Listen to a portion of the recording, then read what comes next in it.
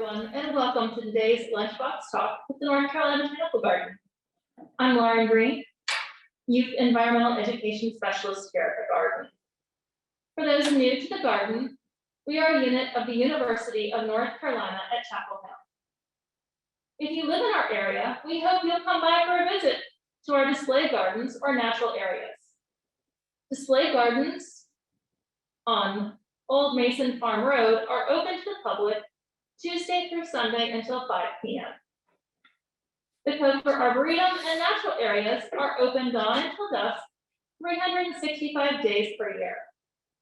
We would like to thank our Fall 2021 Lunchbox Talk event host, Damon Waite, for supporting our Fall Lunchbox Talk series at the Dogwood level. Lunchbox Talk event hosts provide funds that support program planning, accessibility, and reach of these talks.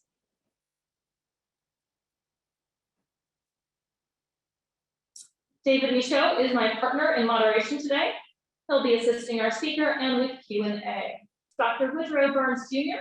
lived and gardened at the W.C. Coker property since 1985 through August of this year. He has been a general surgeon in Chapel Hill and Durham since 1975 and now resides in Chatham County. Thank you for joining us today, Dr. Burns. First, I would like to thank Ken Moore, who has been a long time employee of the North Carolina Botanical Gardens. Ken asked me, and is now retiring to Western Virginia, I am told. Ken asked me to consider giving this presentation when he was collecting books from my botanical library that I had donated to the Botanical Gardens. My late wife, Mary Jane, and I, along with Christina Lee, purchased this property in 1985 from the university. We felt like that we were, rather than being just owners of the property, that we were becoming stewards of the property. And that being said, it gives me great pleasure and a privilege to be able, in a small way, to honor Dr. Coker and his legacy to the community by what I'm going to say about him today and his home. I have to admit that when we purchased the property, I was unaware of Dr. Coker's importance to UNC, the Chapel Hill community, and to North Carolina. But over the course of the time that we lived on the property, we got to know him and his descendants, I think, quite well. Dr. Coker was born in Hartsville, South Carolina, and was the son of James Lyde Coker and Susan Coker. His father was an innovative entrepreneur following the Civil War, who built a family fortune in agriculture, manufacturing, and banking. This is a slide of the family tree with Dr. Coker circled in red on the right, and his brother David Coker circled in blue on the left. The reason I circled David Coker was that he was the father of Mary Jocelyn Coker, who was she and her family were very instrumental in helping me prepare for this talk. The Coker family through the years have continued to be involved with family philanthropy and engagement, and this is continued today through their descendants. Mary Jocelyn Coker wrote this book, from which I took a lot of the data for the talk, Essays on William Chambers Coker, Passionate Botanist. I would suggest it is a well-written book about Dr. Coker's life, but it is more about his contributions to the community of botany, to the university, and to North Carolina as a whole.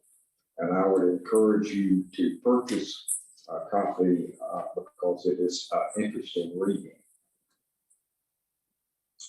Dr. Coker was educated at South Carolina College, getting a BS degree there in 1894. South Carolina College subsequently became the University of South Carolina.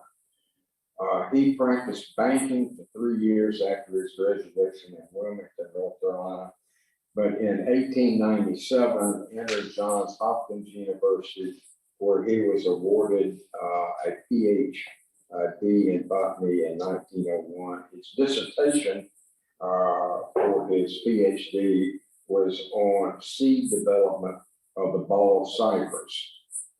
Following his studies at Johns Hopkins, he went to Bonn, Germany to study further, and came under the attention of Dr.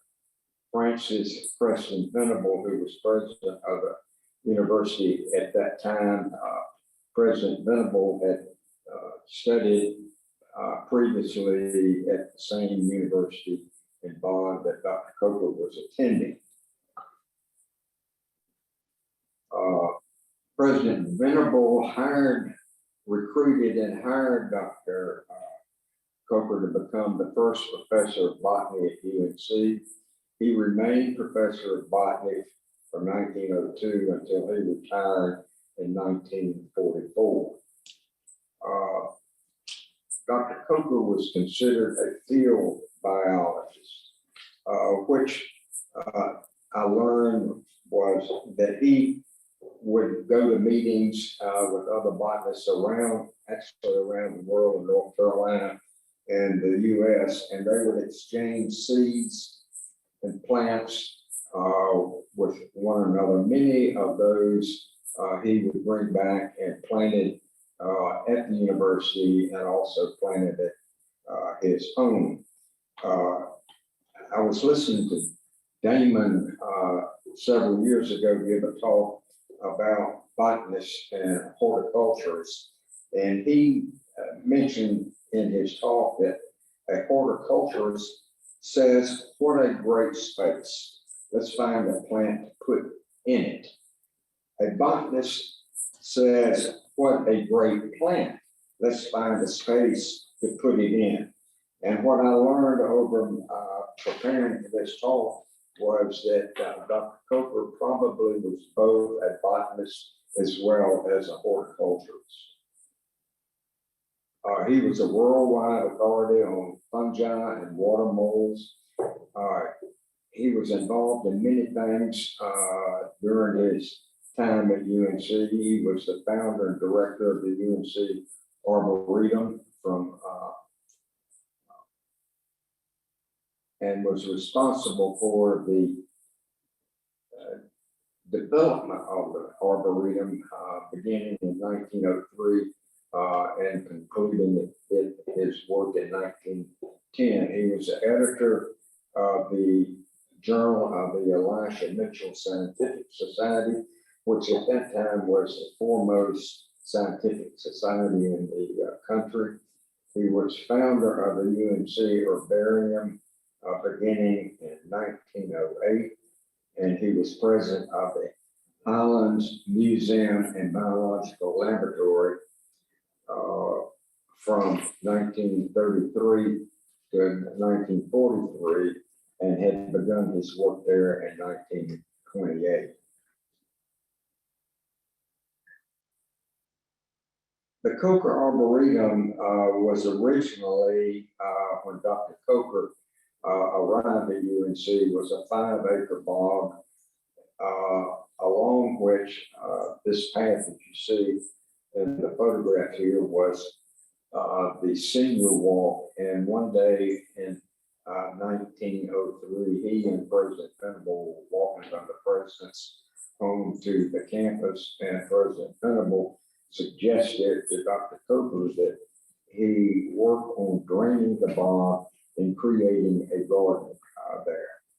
And over the subsequent 7 years, this is what Dr. Coker did. He was initially given a budget of $10 per year with one gardener to drain the bog and begin planting the garden. Fortunately, Dr. Coker had independent resources that he could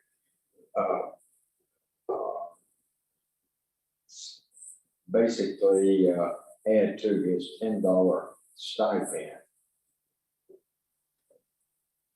The herbarium that Dr. Coker started and worked on in 1908 is currently housed in Coker Hall, which is the home of the biology department as well. An herbarium is a repository of seeds and plants that are collected and preserved for historical and scientific research. Currently, the herbarium at UNC contains over 800,000 specimen plants. It is considered the epicenter of plant biodiversity research in the southeastern USA and is ranked third among University of Area International. Dr. Coker, as I mentioned, was also involved with the Highlands Biological Station and Laboratory. He became involved with the laboratory in 1928. The mission of the laboratory is to foster education research focused on the research on the rich natural heritage of the Highlands Plateau in western North Carolina while preserving and celebrating the integrity of the biological crown of the southern Appalachian Mountains. He served on their board from 1933 to 1943, and at his retirement, the board acknowledged that with his own personal direction and kindly leadership, he's responsible for bringing the museum and laboratory to its position of honored usefulness among scientific institutions of the South. And it still is an active biological laboratory, station, and museum. Not only was Dr. Coker involved with scientific research and teaching at the university, he was a noted landscape designer. He specialized in designs of grounds for many colleges, but specifically Coker College in South Carolina, and many public gardens across the state of North Carolina. He was also chairman of the Grounds and Buildings Committee at UNC from 1913 to 1943, and during that time collaborated with John Nolan on developing a plan for the UNC campus and grounds. John Nolan was the leading landscape architect in the country at that time. He had studied landscape architecture under Frederick Olmsted and other notable landscape architects, and is today considered the father of city planning in the country. He collaborated with Nolan for 3 years on the plan, which as chairman of the Grounds Committee began implementing this in 1920, and many of the huge plantings and trees that you see on this campus are the direct result of that plan.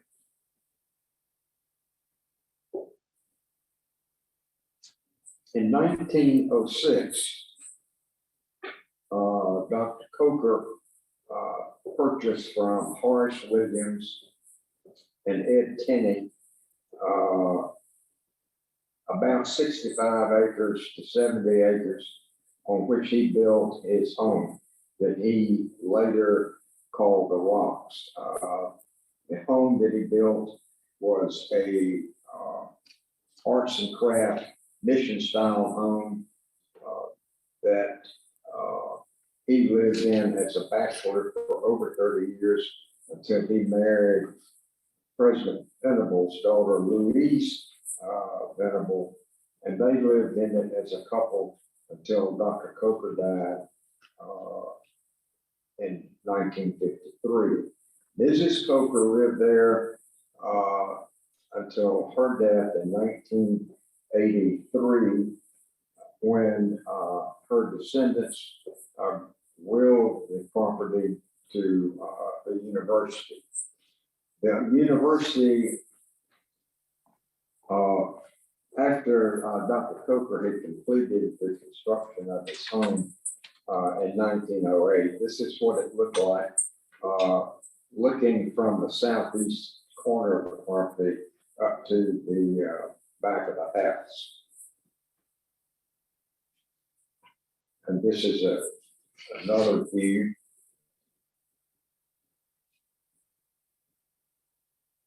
And as you can see in the foreground, he planted an orchard of peaches, apples, pears, as well as he had built a grist mill on the property down in the southeast corner that at some point in time after his death was taken down.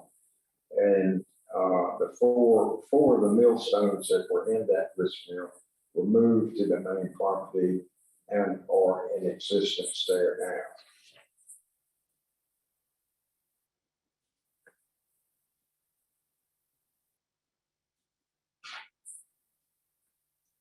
When the university obtained ownership of the property after 2 years, they felt like because of an overgrowth of vegetation, poison ivy, wisteria, and the fact that the house needed an upgrading of most of the systems in the house, it was in such poor condition that it would be too costly to do all the work. So they decided to put it up for sale. And fortunately, Ms. Lee, Mary Jane, and I were able to purchase the property. Shortly after obtaining ownership of the property, the university provided my wife and I with a plat of the plantings and a listing of the plantings that were on the property in 1984. Many of these obviously had been planted by Dr. Coker during his lifetime. And many were, as I went through the inventory, were no longer there. Either the plants had died, or the trees had aged and had been taken down. One of the first things that we needed to do was not only restore the house by replacing basically most of the systems in the house, like plumbing, heating and air, electricity, and the roof. But the more importantly, what I needed was someone to help with the restoration of the garden. And this person was Chip Calloway from Greensboro, North Carolina. At the time that we purchased the house and were living there, I was serving on the Historic District Commission of the town and had gone to New Bern to a training session where Chip was the leading speaker, and he talked about the importance of the preservation of gardens and the preservation of scapes. When I got home, I told Mary Jane that we had found a person that needed to help us with the restoration of the garden. Chip today is considered a nationally respected garden designer. He's still actively involved in garden restoration. He's been a friend for many, many years. And one funny story I often relate was that anyway, we hired him and he for basically almost 3 or 4 years helped in the restoration, rehabilitation of the garden. And what we told him when he started was that we wanted it restored in the manner that Dr. Coker would have planted it in 1908. And Chip was given a talk at the Botanical Gardens about this time, and Mary Jane was at the meeting that he was talking, and raised her hand and said, I would like my garden to look like the slides that you have shown at this meeting. And Chip chuckled and told her, said, Mary Jane, the slides that I've shown are pictures that I've taken from your garden.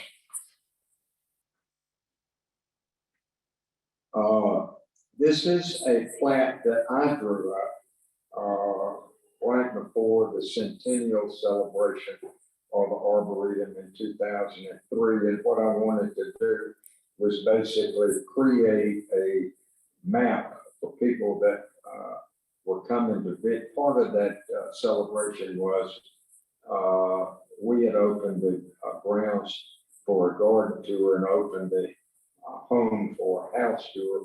And I created this as a map for people to use as they came to visit the garden. And within it, I also provided I designated some of the significant trees that were present when they came. Some of the trees that are on the property I've listed here is my favorite trees and shrubs, and there's a whole list of them.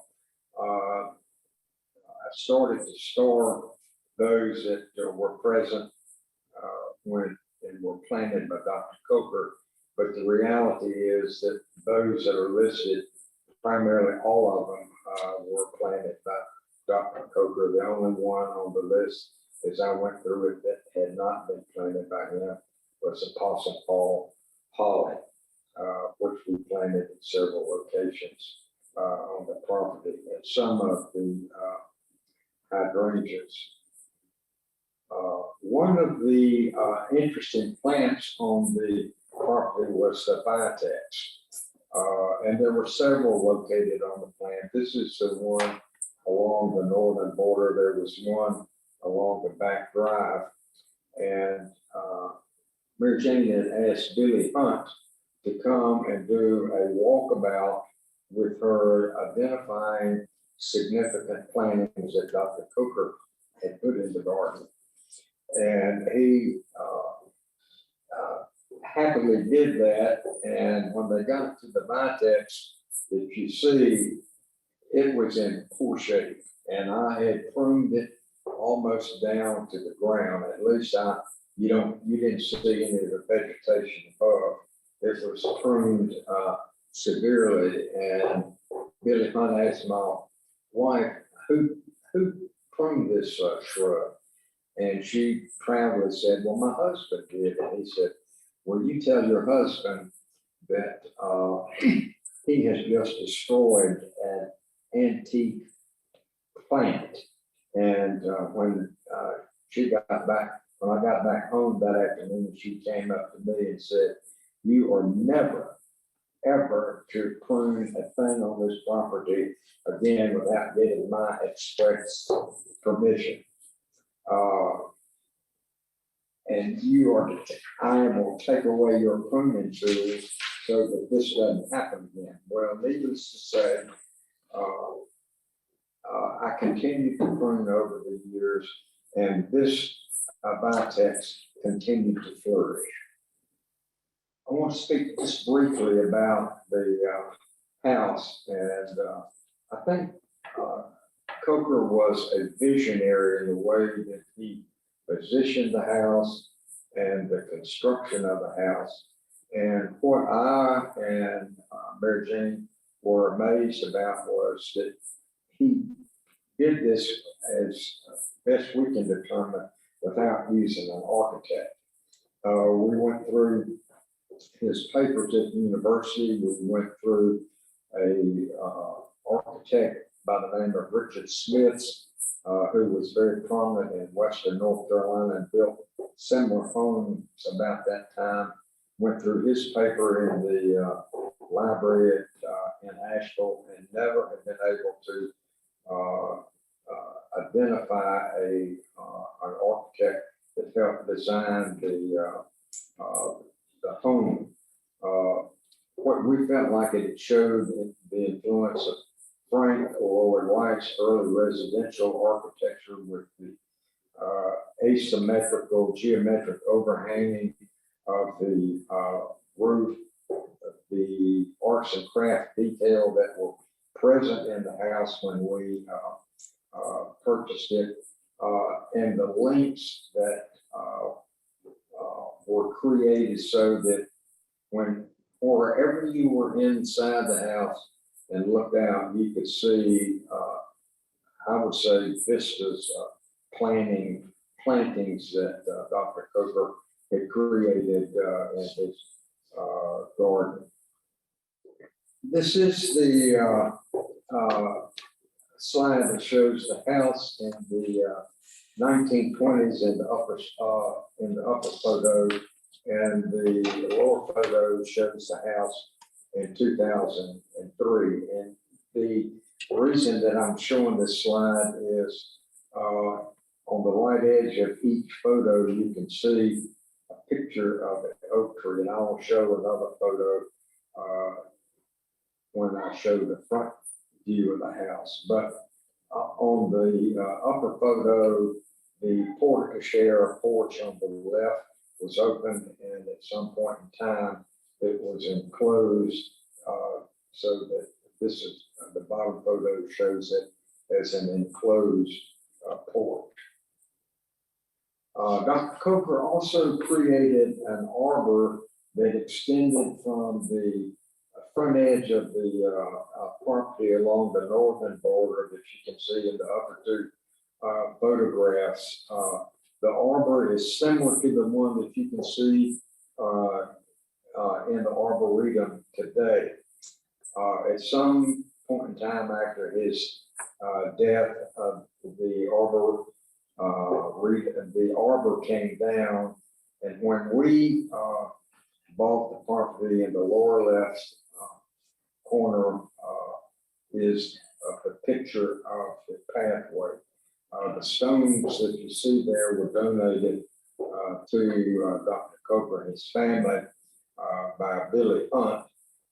We thought at first that we might recreate the arbor, but because of the plantings, the trees and whatnot, did not do that. And so what we ended up doing was accenting the path with the staffels in the front and garden art with a sundial in the back. Mrs. Coker had created her own cutting garden that we initially, it was what we called originally the lower garden. Photo on the right is Ms. Coker in her cutting garden around 1943 with a path into that garden. And in the course of our rehabilitation, all of that was overgrown. You could not see the path. You could not see any of the plantings. Chip and his crew basically cleared that whole area, preserving only two plants that you can see in the left photo in the back, which were two flowering viburnums that were salvageable. He was able to find the path that we rehabbed and recreated rehabilitation of the cutting garden. And this is a photo of it in 1996 after we had rehabbed it with repairing the path and replanting the garden. And it has, as any garden, changed over the years, but I thought this was a nice slide to show how we replanted it.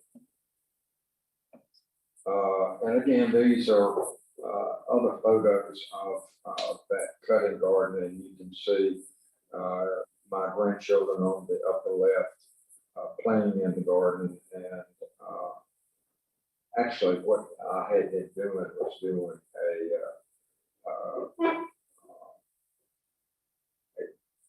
game of trying to find and identify plants and places in the garden, which they seem to enjoy in a way that I enjoyed it. There is a flowering viburnum next to the garden house on the right, and then in the lower is plantings that we had in the cutting garden using roses. Part of the rehab also involved repairing the garage, which was a two-bay garage, and we felt like that was impractical to try to repair, so we converted it into a garden house with what we ended up doing was building the two-bay garage doors with the similar to the windows in the main house. Put a new roof on a slate, and it was basically a cinder block building. And so what we ended up doing was having it stucco similar to what the house looked like. And these are several slides of what we were able to recreate in that part of the garden. This is these slides are the way the front drive looked in around 1920 on the left and just before the Centennial on the right. As you can see, there were very few plantings on the left that, I mean, I couldn't identify them. They certainly were not there when we purchased the property. And we have added to the plantings, if you see on the right, to improve that area. And this is the front of the house. The thing that I want to point out in this photograph is the tall tree on the right that you see is a pecan tree that Coker had planted. And the little small sapling on the left is the white oak that he started and planted there. For some reason, Dr. Coker was very interested in the white oak and did a lot of research on the acorns and from the white oak and how they were able to develop into the majestic trees that they are. And then this is the white oak more recently. This photograph was taken probably 5 or 10 years ago, and you can see it is a very mature, healthy tree.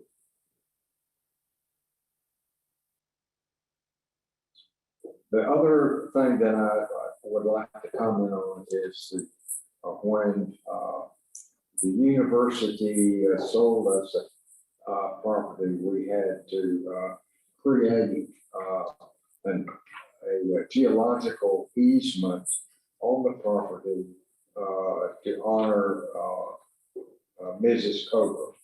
And this is part of that easement. You can see the bench around around the rocks in the upper left photo, and then the path in the lower left photo that we had Chip create for us, so that the people would have access not only to the bench and the plaque that had been installed to honor Mrs. Coker. There are similar plaques on the east and western entrance to the path, which has been utilized by neighbors, children, visitors, at least for the last 35 years that we've lived on the property. Now, not everything has been peachy and easy. Their hurricanes caused a number of things that we had to deal with. Hurricane Fran took down a huge oak in the upper left photo, and a huge cedar tree in the upper left photo. Another hurricane uprooted, I don't remember the name of that hurricane, but it uprooted that huge red oak or post oak in the lower right photo. But the bane of my existence for 35 years have been these critters in the lower left. There's always been a herd of deer in the yard, ranging in number from 6 to 20. It was impractical to fence them out, and we just learned to deal with them.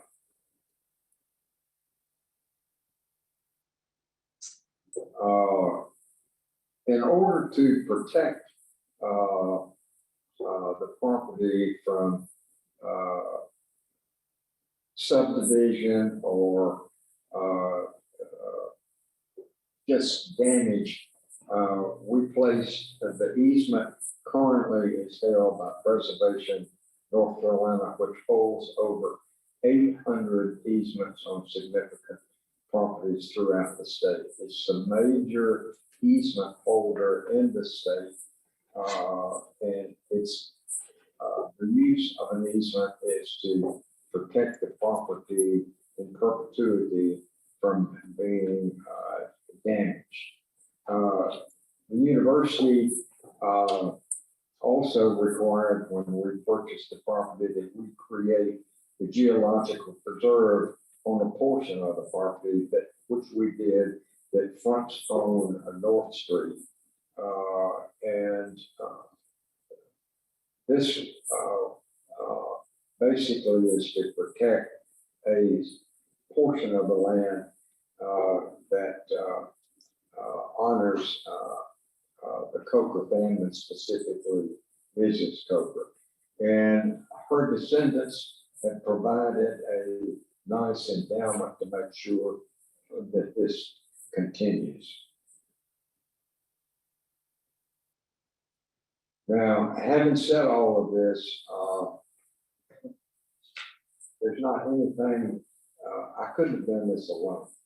And there's a couple of people that I need to recognize that have been instrumental in making sure that the property has been maintained.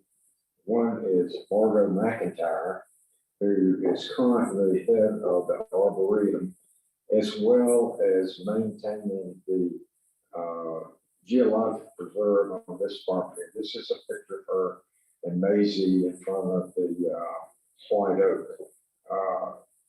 Margot and I would collaborate or talk probably every season, I would say at least every 3 months, and decide on who was going to be responsible for what. And she has been an invaluable help in making sure that this property has been maintained. And the other person is Hoel Bond. Hoel has worked on the property for over 20 years. After Chip finished his work, Caroline Siverson had a landscaping company that came and was helping to maintain the property. And Howell was one of her employees. And when Caroline closed her business, Howell continued to work for me and told me, oh, probably a month ago, that he had been on, he had worked on this property for over 18 years. He has been invaluable as far as taking care of the hardscape, mowing, weeding, pruning, and blowing leaves, and I've been indebted to both of them. And this is, I want to close with a picture of me at the end of a day, pruning and working in the garden. On this particular day, I was trying to get into a hammock, but for some reason or another, could not manage to get into the hammock and fell out. And of course, Maisie was right there to assist me. It has been my honor to have lived on this property and in this home with my family for over 35 years. And it has been a place of joy, celebration. We have had July 4th parties. We've had Robert Burns dinner in January with bagpipers. We've had many other celebrations, including weddings. It's been a wonderful place to live and to raise my family. And even though we have sold and I've left the property at 5 p.m. on August the 22nd of this year, I feel like that the property is turned over to new owners who love the university and will respect the legacy of W.C. Coker. And I hope we'll get as much joy out of the property as I have, my family has. And this is an overview of the property. And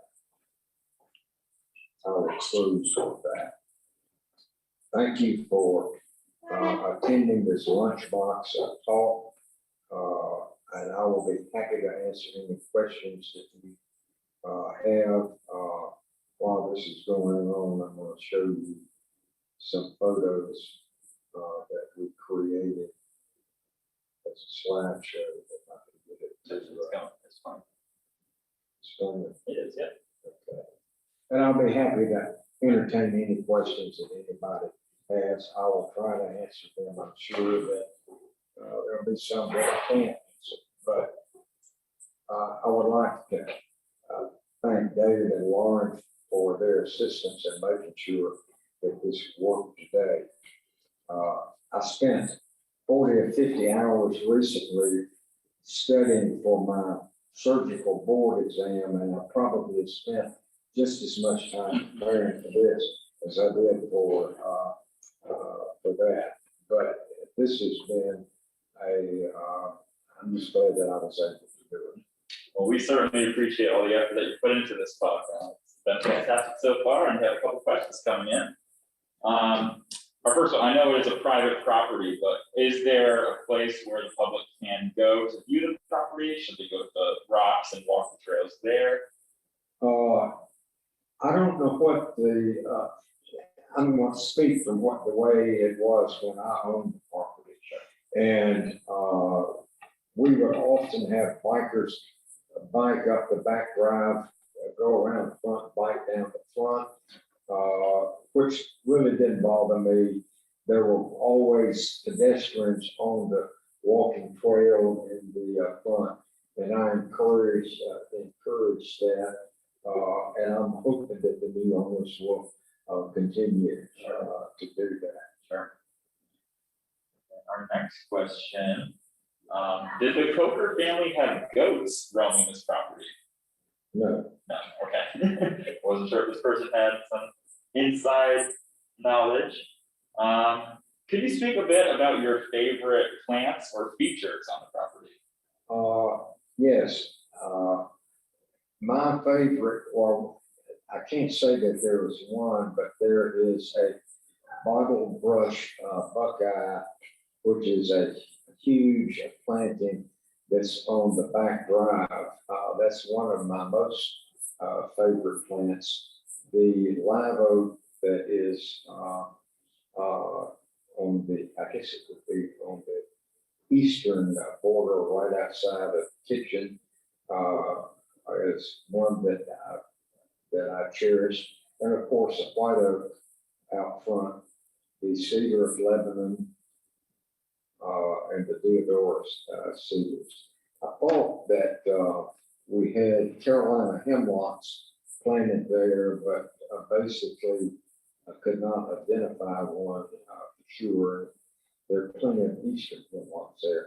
And as far as flower plants, the peony, I tried to fill the cutting garden with peonies because that is I guess, my favorite Okay, flower. sure.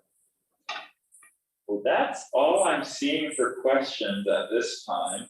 We'll let the slideshow play through. I'll invite Lauren to jump back on and give us some parting words here. I guess one thing, the slide that just came across were the ladies that we had in the front lawn at the garden years ago. When my late wife, Mary Jane, was chairman of the board at the Women's Center, was having a fundraiser on the property for the Women's Center. And part of the fundraiser was to people to purchase the ladies, which are called the Gathering of Women. It was their, I guess, statues created by a lady by the name of Virginia Pullman, still is in this community. Anyway, the new owner said that they did not want those statues, but fortunately, we were able to donate these to Hillsborough, and they are now located in the Pumpkin Patch or Turnip Patch Park in Hillsborough, and have been saved and whatnot. I thought that they were a significant part of the garden art that we had in the property, and I'm just thankful that we were able to find someone that would take them. And that's great that they have a new home in Hillsborough, so we'll have to go to the turnip patch. All right. Well, thank you again, Wood. Like I said, I'll invite Lauren back on to say some parting words.